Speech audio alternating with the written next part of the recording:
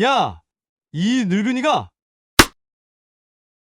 서울 강남 한복판 평당 4억 원짜리 초호화 아파트 지하 주차장. 70대 경비원이 바닥에 쓰러져 있습니다. 감히 나한테 대들어? 네가 뭔데? 30대 남성이 주먹을 휘두르며 소리칩니다.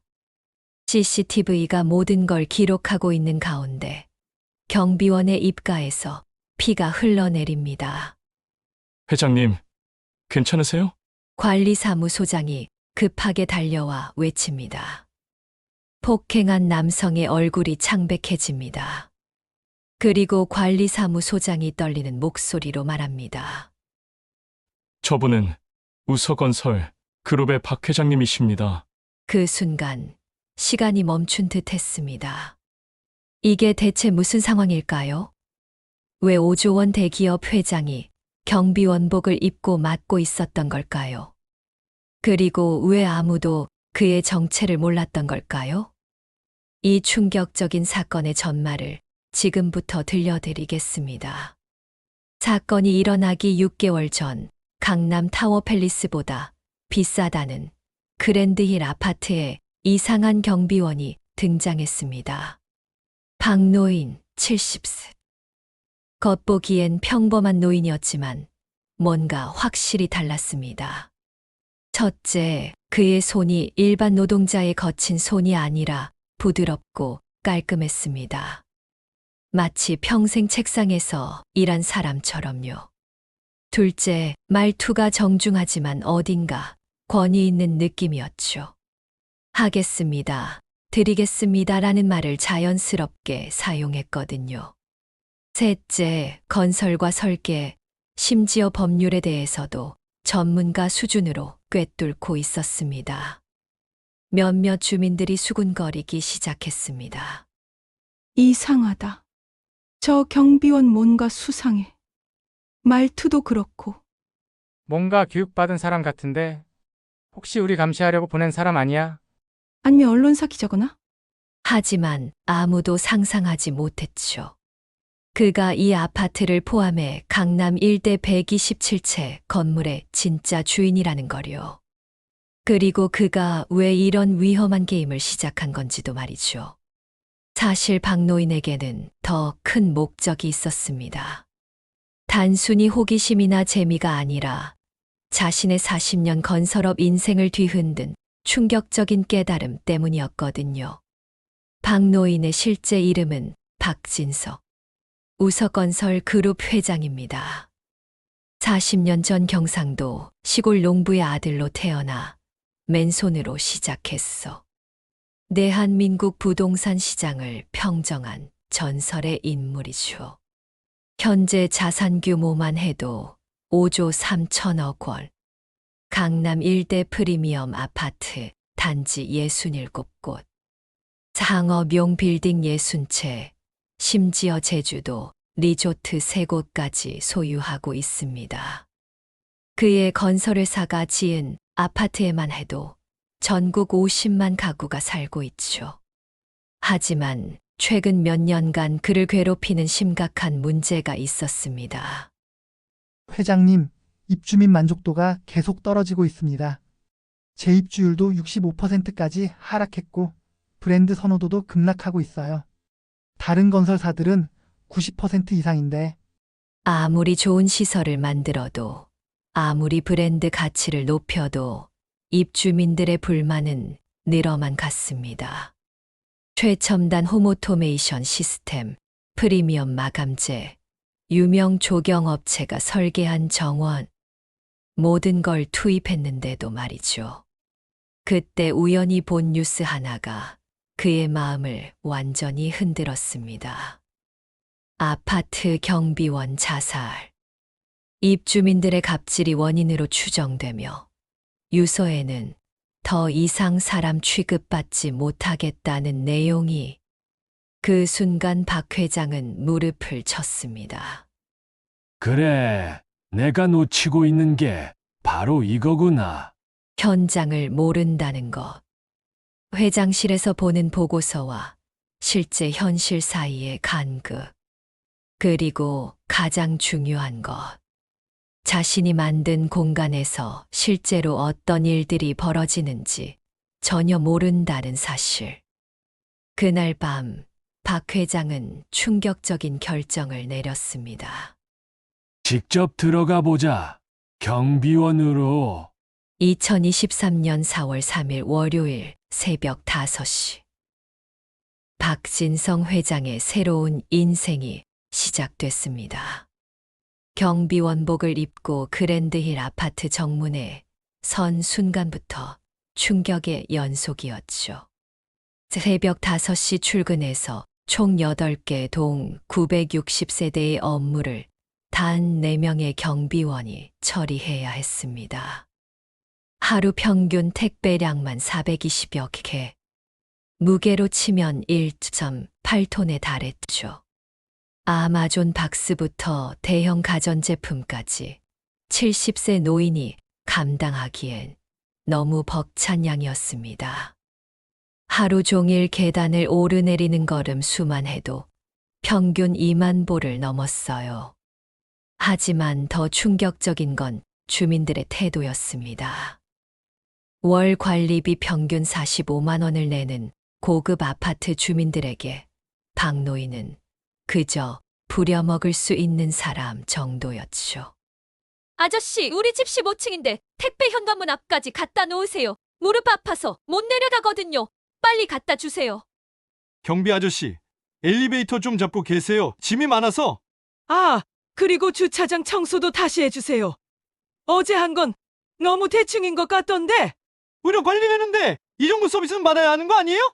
첫 주가 끝날 무렵 박 회장은 경비실에서 일기를 적었습니다. 이게 내가 만든 아파트의 현실인가? 40년간 집을 짓는다고 했는데 정말 집을 지은 게 맞나? 하지만 진짜 충격은 따로 있었습니다. 바로 입주자 대표 회의에서 들려온 대화였거든요. 경비원들 월급이 너무 높은 거 아니에요? 180만 원이면 뭐한데? 맞아요. 그냥 CCTV 늘리고 무인 시스템으로 바꾸면 되는 거 아닌가요? 요즘 무인 택배함도 좋아졌던데 굳이 사람이 필요한가 싶어요. 경비원들이 너무 많은 것 같아요. 2명 정도로 줄여도 될 것 같은데. 박노인이 40년간 건설업에 종사하며 만나온 건설 현장 인부들은 그를 회장님이라 부르며 존경했습니다. 하지만 이곳에서 그는 그저 경비 아저씨일 뿐이었습니다. 아니, 그보다도 못한 취급을 받고 있었죠. 문제는 박 노인이 너무 유능한 경비원이라는 점이었습니다. 40년 건설업 경험이 고스란히 나왔거든요. 주차장 환기시설에 문제가 있습니다. 일산화탄소 수치가 기준치를 넘고 있어요. 지하 배수로 구배가 1도 정도 잘못 설계돼서 장마철 침수 위험이 있습니다. 소방시설 점검 주기를 6개월에서 3개월로 앞당기셔야 할 것 같은데요. 엘리베이터 와이어 교체 주기도 현행 3년에서 2년으로 당겨야 안전할 겁니다. 외벽 타일이 일부 들뜨고 있는데 낙하 위험이 있어 보입니다. 처음 한두 달은 경험이 많은 베테랑 경비원 정도로 여겨졌습니다. 하지만 시간이 갈수록 주민들의 반응은 달라졌어요. 경비원이 뭘 한다고 자꾸 아파트 관리에 간섭을 해? 저분은 특히 고집이 세. 자기 의견을 왜 그렇게 내세우는지 모르겠어. 우리가 관리비 내서 먹여 살리는 주제에 혹시 어디 기술직 출신인가? 말이 너무 전문적이야? 특히 105동에 사는 김대리의 의심이 가장 심했습니다. 30대 중반 대기업 과장으로 갓 승진한 그는 새로 산 BMW X5를 자랑하며 경비원들에게 온갖 심부름을 시켰죠. 저 할아버지, 뭔가 수상해. 다른 경비원들과 확실히 달라. 말투부터 이상하고 뭔가 교육받은 사람 같은데 혹시 우리 뒷조사하려고 온 사람 아닐까? 그때부터 박 노인을 유심히 관찰하기 시작했습니다. 그리고 결정적 순간이 왔죠. 어느 날 박노인이 입주자 대표와 시설 개선안에 대해 대등하게 토론하는 모습을 본 것입니다. 기존 주차장 설계도를 보면 여기 각도가 15도인데 일반적으로 20도는 되어야 안전합니다. 소방법상 스프링클러 헤드 간격도 현재 2.3m인데 법정 기준인 2.1m를 초과했네요. 이런 전문적인 지식을 가진 경비원이 어디 있을까요? 경비원 주제에 감히 주인들과 대등하게 얘기하네. 김 대리의 분노가 서서히 치솟기 시작했습니다. 긴장이 최고조에 달한 건 입주 5개월째 되던 10월 첫 주 금요일 밤이었습니다. 김 대리가 회식 후 만취 상태로 돌아온 밤 10시 30분. 지하 주차장 B층에서 그의 BMW X5가 콘크리트 기둥에 살짝 스쳤습니다. 아, 씨발. 누가 이렇게 좁게 만들어놨어? 박노인이 소음을 듣고 급히 달려와 상황을 파악했습니다. 예상대로 기둥 각도 설계 문제였죠. 하지만 차량 손상은 생각보다 심각했습니다. 괜찮으시나요? 다치신 곳은 없으시고요. 다치긴 뭘 다쳐? 내 차나 봐. 김 대리가 비틀거리며 차에서 내리더니 앞 범퍼를 확인했습니다. 깊은 스크래치와 함께 페인트가 벗겨져 있었죠. 이게 뭐야? 완전히 긁혔잖아. 이거 수리비만 300만 원은 나올 텐데. 죄송합니다. 하지만 이곳 기둥 각도가 잘못 설계돼서 또 설계 타령이야? 너 정말 짜증나. 김 대리의 목소리가 점점 커졌습니다. 졸기운도 있고 비싼 차가 망가진 분노도 있고 평소 쌓인 불만도 터져 나왔죠. 경비원 주제에 맨날 이것저것 지적질이나 하고. 네가 뭔데?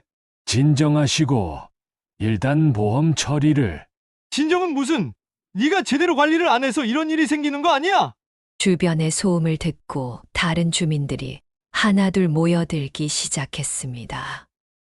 뭔 일이에요? 이 밤중에. 아, 또 경비 아저씨가 문제 일으켰나 봐요. 차 사고 났네. 에휴, 관리가 잘 안 되고 있어. 상황이 점점 악화됐습니다. 김 대리가 술 기운에 더욱 흥분하면서 말이 거칠어졌죠. 야, 솔직히 말해봐. 너 진짜 경비원 맞아? 무슨 말씀이신지. 말투부터 이상하고 맨날 잘난 척하고 혹시 우리 뒷조사하려고 온 거 아니야? 그런 게 아닙니다. 거짓말하지 마. 어디서 온 거야? 국세청? 아니면 언론사? 박노인은 침묵했습니다. 정체를 밝힐 수는 없었거든요. 하지만 그 침묵이 김 대리를 더욱 자극했습니다. 대답 안 해? 뭔가 숨기는 게 있구나. 주변 주민들도 김 대리 편에 서기 시작했어요. 맞아요. 요새 경비 아저씨가 너무 이상했어요. 자꾸 이것저것 간섭하시고.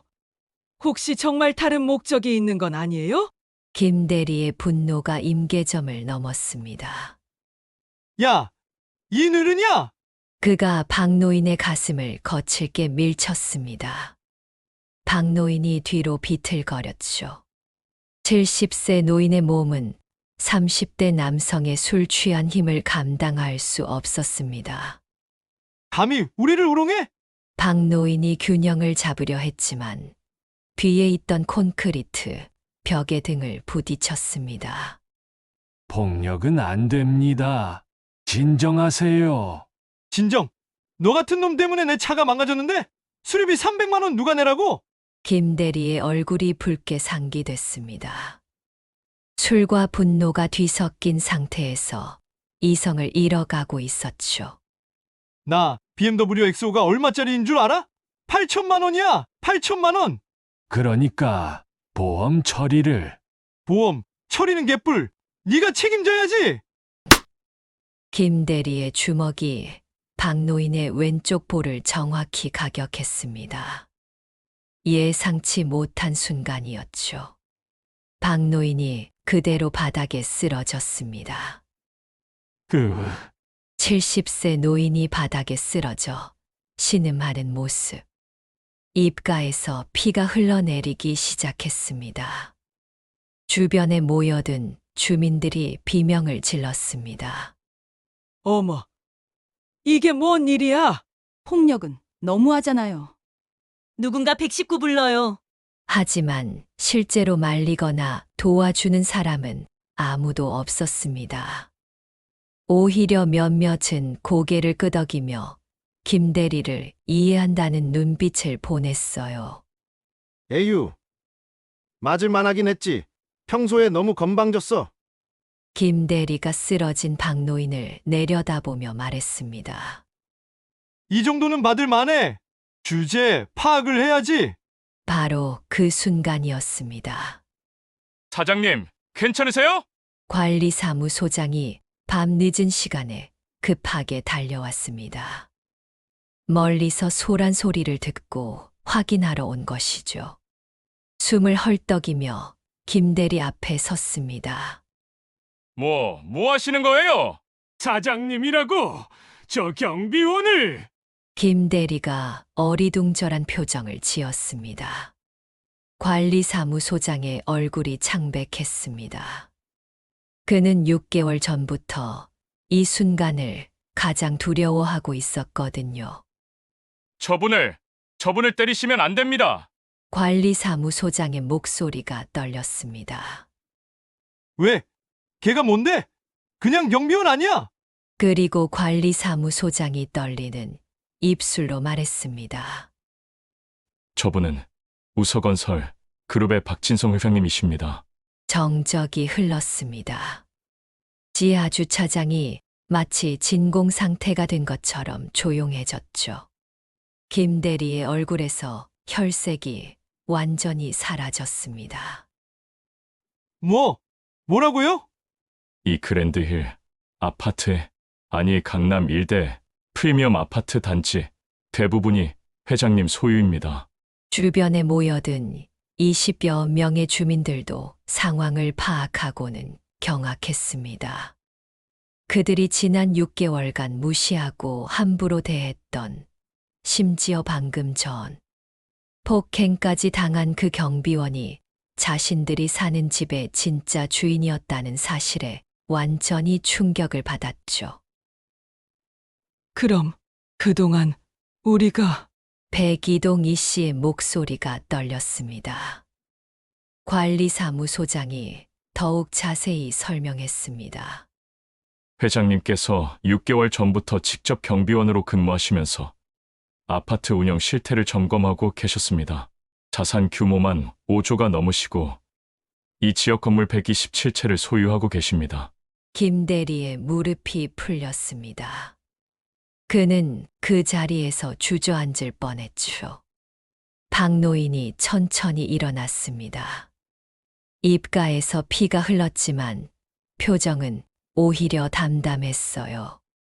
관리사무소장이 급하게 박노인을 부축했습니다. 회장님, 괜찮으십니까? 병원에 가셔야. 괜찮습니다. 박노인의 목소리는 여전히 차분했습니다.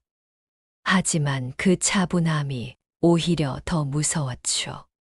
김대리가 바들바들 떨기 시작했습니다. 김대리의 떨림은 시간이 갈수록 점점 심해졌습니다. 그의 머릿속에는 온갖 최악의 시나리오가 파노라마처럼 스쳐갔죠. 해고는 당연하고 손해배상 소송, 폭행죄 고발, 사회적 매장, 가족들의 수치심, 내기업 과장이라는 자신의 모든 사회적 지위가 한순간에 무너질 수 있다는 공포가 그를 엄습했습니다. 사장님, 저는 어떻게 되는 건가요? 그의 목소리는 거의 울음에 가까웠습니다. 30대 남성이 70세 노인 앞에서 완전히 무너진 모습이었죠. 죄송합니다. 정말 몰랐습니다. 김대리가 무릎을 꿇었습니다. BMW 키가 떨리는 손에서 바닥으로 떨어졌어요. 해고 아니면 고발. 저는 정말 그의 온몸이 부들부들 떨렸습니다. 방금 전까지 기세등등하던 모습은 온데간데 없고 그저 용서를 빌고 싶어 하는 나약한 모습만 남았죠. 다른 주민들도 마찬가지였습니다. 백이동 이씨 부부는 서로를 바라보며 창백한 얼굴을 하고 있었습니다. 부인이 남편의 팔을 붙잡으며 속삭였어요. 여보, 우리 어떻게? 관리비 연체된 것도 있고. 조용히 해. 지금 그런 얘기할 때야? 107동 박 씨는 아예 그 자리에서 주저앉을 뻔했습니다. 평소 경비원들에게 가장 까다롭게 굴었던 사람이었거든요. 그들 모두 지난 6개월간 박노인에게 어떻게 행동했는지 생생히 기억하고 있었습니다. 우리 집 현관문 앞까지 갖다 놓으세요. 경비 아저씨, 저희 집 택배 언제 왔는지 문자로 보내주세요. 밤새 뭐 하냐며 경비실 문을 두드렸던 것. 경비원들 월급이 너무 높다고 했던 입주자 회의. 무인 시스템으로 바꾸자고 했던 발언들. 이 모든 말과 행동들이 지금은 자신들의 목을 조르는 올가미가 된 것 같았습니다. 몇몇 주민들은 이미 휴대폰을 꺼내 가족들에게 연락하기 시작했어요. 여보, 큰일 났어. 경비 아저씨가. 아니, 그게. 엄마, 나 아파트에서 문제 생겼어. 혹시 변호사 아는 사람 있어? 공포는 전염성이 있었습니다. 한 사람의 떨림이 다른 사람에게 옮겨가고 그것이 또 다른 사람에게 퍼져나갔죠. 김 대리는 박노인 앞에서 완전히 무너져 내렸습니다. 사장님, 제발 저에게 한 번만 기회를. 그의 목소리는 떨림과 절망으로 가득했습니다. 평소 자신만만했던 대기업 과장의 모습은 온데간데 없었죠. 다른 주민들도 비슷한 상황이었습니다. 20여 명이 모여 있었지만 그 누구도 제대로 된 말을 하지 못했어요. 모두가 자신들의 과거 행동을 떠올리며 공포에 떨고 있었거든요. 103동 최 씨는 손으로 입을 막으며 뒤로 물러섰습니다. 그녀는 얼마 전 경비원들에게 월급 도둑들이라고 했던 자신의 말이 떠올랐거든요. 108동 정 씨는 이미 식은땀을 흘리고 있었습니다. 새벽 2시에 경비실 문을 두드리며 택배 확인을 요구했던 일. 경비원을 이 양반이라고 부르며 반말했던 일들이 파노라마처럼 지나갔죠. 하지만 박노인의 다음 말은 그들이 예상한 것과 완전히 달랐습니다. 일어나세요. 박노인이 김대리에게 말했습니다. 피가 묻은 입술을 닦으면서도 목소리는 여전히 차분했어요. 제가 맞을 짓을 했으니까 맞은 거 아닙니까? 주변이 더욱 조용해졌습니다. 주민들은 박노인의 말을 이해할 수 없었거든요. 분명히 화를 내거나 협박을 할 줄 알았는데 오히려 자신이 잘못했다고 말하다니요. 여러분이 저를 때린 게 아니라 저희가 여러분을 때린 거였네요. 박노인이 경비실로 향했습니다. 그리고 6개월간 빼먹지 않고 적어온 두꺼운 노트를 가져왔어요. 여기 모든 게 적혀 있습니다. 그가 노트를 펼치며 읽기 시작했습니다. 주민들의 얼굴이 점점 창백해졌죠. 4월 15일 백이동 이씨 택배 15층까지 직접 배송 요구. 엘리베이터 고장 상황에서도 그 정도는 걸어 올라가라 답변. 이 씨 부부가 서로를 바라봤습니다.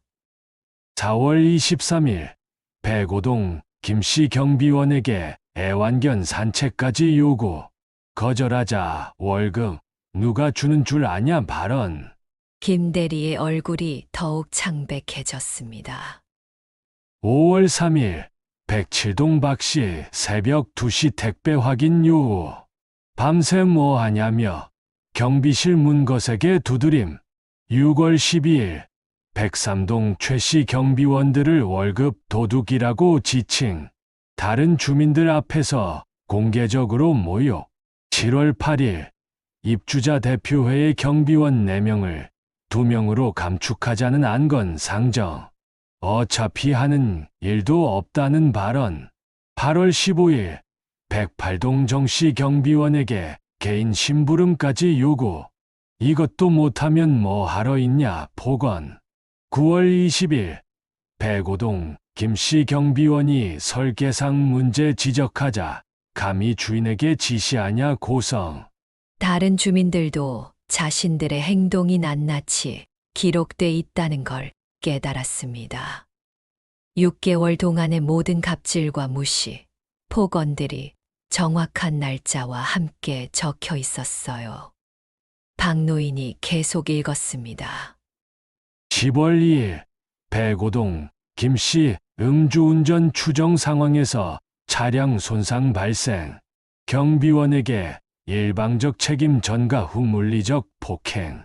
김 대리가 무릎을 꿇었습니다. 이제 정말로 끝났다고 생각했어요. 하지만 박노인은 노트를 덮으며 예상치 못한 말을 했습니다. 6개월 동안 정말 많은 걸 배웠어요. 그가 피 묻은 경비원복을 바라봤습니다. 우리가 만든 건 집이 아니라 감옥이었구나. 김 대리가 고개를 들었습니다. 당신을 고발하면 뭐가 달라지나요? 네, 당신만의 문제가 아니니까요.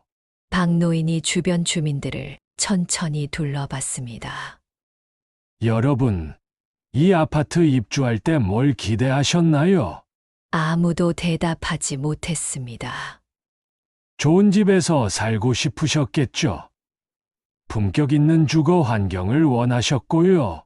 그런데 왜 여기선 그 반대로 행동하셨을까요? 박노인이 김 대리를 바라봤습니다. 당신은 회사에서 어떤 직급이신가요? 과장입니다. 부하 직원들에게도 이렇게 대하세요. 아닙니다. 후배나 인턴 사원을 때린 적도 있나요? 그런 건 절대. 그럼 왜 경비원에게는 이렇게 하셨죠? 김 대리가 할 말을 잃었습니다. 박노인이 다른 주민들을 둘러봤습니다. 여러분도 마찬가지예요. 밖에서는 분명 예의 바른 분들일 텐데, 직장에서도, 카페에서도, 마트에서도 이렇게 하지는 않으시겠죠? 여기서만 달라지는 이유가 뭘까요? 한 주민이 조심스럽게 말했습니다. 관리비를 내니까 서비스를 받는 입장이라고 생각했어요. 아, 그렇군요. 박노인이 고개를 끄덕였습니다. 그럼 묻겠습니다. 레스토랑에서도 돈을 내잖아요. 거기서도 직원을 때리세요. 그거 호텔에서도 서비스를 받죠. 거기 직원들에게도 새벽 2시에 전화해서 심부름을 시키시나요? 병원에서도 진료비를 내잖아요. 의사나 간호사에게도 폭언을 하시는 건가요? 주민들이 고개를 떨구었습니다. 박노인이 핵심을 짚었습니다. 여기서만 다른 이유는 이곳이 나의 영역이라고 생각하기 때문이에요. 내 집, 내 공간, 내가 돈 낸 곳이니까 여기서는 내가 왕이라고 착각하시는 거죠. 하지만 진짜 왕이라면 신하들을 더 잘 돼야 하는 거 아닐까요? 그날 밤 이후 김 대리는 단 1시간도 제대로 잠을 자지 못했습니다. 박 회장의 말들이 계속 머릿속을 맴돌았거든요. 내가 정말 그런 사람이었나? 회사에서는 후배들을 잘 챙긴다고 생각했는데, 다음 날 토요일 아침 6시, 그는 일찍 일어나 경비실로 향했습니다. 새로 배치된 경비원이 있었죠. 안녕하세요. 어제 일로 정말 죄송합니다. 아, 김 과장님, 괜찮습니다. 회장님께서 말씀하셨어요. 뭐라고 하셨나요? 모든 걸 이해한다고 앞으로는 서로 더 잘 지내보자고 하셨습니다. 경비원의 따뜻한 반응에 김 대리는 더욱 부끄러워졌습니다. 그는 그날부터 완전히 달라졌어요. 매일 아침 경비실에 들러 인사를 했습니다. 처음엔 어색했지만 시간이 갈수록 자연스러워졌죠. 안녕하세요. 오늘도 수고 많으십니다. 아, 김 과장님, 안녕하세요. 날씨가 쌀쌀한데 감기 조심하세요. 아, 이거 따뜻한 커피예요. 일주일 후엔 아예 커피 한 상자를 사다가 경비실에 놓고 왔습니다. 다른 주민들도 마찬가지였습니다. 백이동 이 씨는 택배를 받을 때마다 감사합니다를 빼먹지 않았고, 무거운 택배는 아예 직접 내려와서 받아갔어요. 107동 박 씨는 주차장에서 다른 차들이 기둥에 부딪히지 않도록 자발적으로 안내까지 해주기 시작했습니다. 103동 최 씨는 경비원들을 위한 간식 바구니를 만들어 경비실 앞에 놓았죠. 하지만 가장 큰 변화는 한 달 후 입주자 대표 회의에서 일어났습니다. 회장인 김 대리가 직접 경비원 처우 개선안을 상정한 것이죠. 경비원분들의 월급을 현재 180만 원에서 280만 원으로 인상하고 4교대제를 3교대제로 개선해서 근무 부담을 줄여드리겠습니다. 그리고 현재 낡은 휴게실도 완전히 새로 꾸미고 개인 사물함과 샤워실도 설치하겠습니다. 관리비가 세대당 월 5만 원 정도 늘어나게 됩니다. 찬성하시는 분 손 들어주세요. 놀랍게도 모든 손이 올라갔습니다. 반대하는 사람은 단 한 명도 없었어요. 그리고 한 가지 더 제안이 있습니다. 김 대리가 계속 말했습니다. 매월 첫째 주 토요일마다 소통의 시간을 갖자고 제안합니다. 경비원분들, 청소원분들, 관리사무소 직원분들과 함께 차 한 잔 마시면서 불편한 점이나 개선할 점들을 자유롭게 이야기하는 시간 말이에요. 이 제안도 만장일치로 통과됐습니다. 3개월 후 그랜드힐 아파트는 완전히 다른 곳이 됐습니다. 경비실 앞에는 주민들이 돌아가며 준비하는 간식 바구니가 항상 놓여 있었어요. 주차장에서는 서로 양보하는 모습을 쉽게 볼 수 있었고, 층간소음, 분쟁은 90% 이상 줄어들었습니다. 무엇보다 놀라운 변화는 아이들에게서 나타났습니다. 예전에는 경비원을 거의 투명인간 취급하던 아이들이 이제는 깍듯하게 인사했어요. 안녕하세요, 경비 할아버지. 오늘도 수고하세요. 할아버지, 이거 제가 만든 쿠키예요. 드세요. 박노인은 이 모든 변화를 지켜보며 깨달았습니다. 좋은 아파트란 바로 이런 거구나. 6개월 후 김 대리가 박노인을 찾아왔습니다. 이제는 정기적으로 안부를 묻는 사이가 되어 있었죠. 회장님, 제가 하나 여쭤봐도 될까요? 그러세요. 왜 저를 용서해 주셨나요? 때렸는데 고발하셔도 충분했을 텐데. 박노인이 따뜻한 미소를 지었습니다. 용서가 아니라 이해였어요. 이해요? 당신도 피해자였거든요. 우리가 만든 시스템의 피해자. 김 대리가 고개를 갸우뚱했습니다. 박 노인이 설명했습니다. 40년간 집을 지으면서 좋은 사람을 만드는 건 생각하지 않았어요. 시설은 최고급으로 만들면서 그 안에 사는 사람들의 마음은 완전히 방치했죠. 그 결과 당신 같은 사람이 나온 거예요. 하지만 그게 당신 잘못만은 아니라는 뜻입니다. 김 대리가 고개를 끄덕였습니다. 이제 알겠어요. 환경이 사람을 만든다는 말이 이런 뜻이었군요. 맞아요. 그럼 이제 더 좋은 환경을 만들면 더 좋은 사람이 되는 거죠. 박 노인이 김 대리의 어깨를 가볍게 두드렸습니다. 그리고 사실 저도 감사해요. 네, 당신이 저를 때려줘서요. 김 대리가 놀란 표정을 지었습니다. 그 덕분에 40년간 놓치고 있던 진짜 문제를 확실히 알게 됐거든요. 박 노인이 창밖을 바라보며 말했습니다. 이제 다른 아파트들도 바꿀 수 있을 것 같아요. 실제로 박 노인의 변화는 여기서 끝나지 않았습니다. 그는 자신이 소유한 67개 아파트 단지 모두에 인간 중심 주거 문화 프로그램을 도입했어요. 각 단지마다 월 1회 소통의 날을 만들고 경비원과 청소원, 관리사무소 직원들의 처우를 대폭 개선했습니다. 또한 주민들을 대상으로 한 공동체 의식 교육 프로그램도 시행했죠. 1년 후 결과는 놀라웠습니다. 입주민 만족도 95%, 전국 평균 대비 40%, 재입주율 89%, 업계 최고 수준, 서비스직 종사자 만족도 92%, 업계 이웃 간 분쟁 98% 감소, 아파트 브랜드 가치 30% 상승.